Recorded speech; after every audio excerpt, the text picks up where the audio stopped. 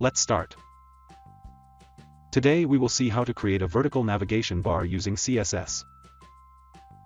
In the body tag, we have created an unordered list. Each list item is an anchor tag. The first item of the horizontal navigation bar needs to be already active, that is why we have set a class name for it, active.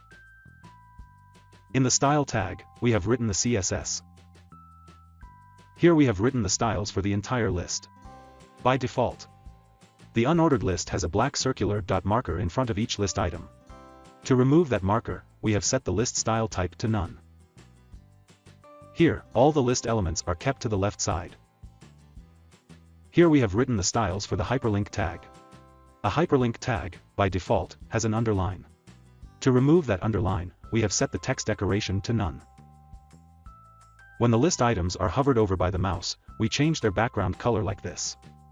The first item of the list, with the active class name, is excluded from this with a not keyword. Here we style the first list item with the active class name. Let's run this code in a browser.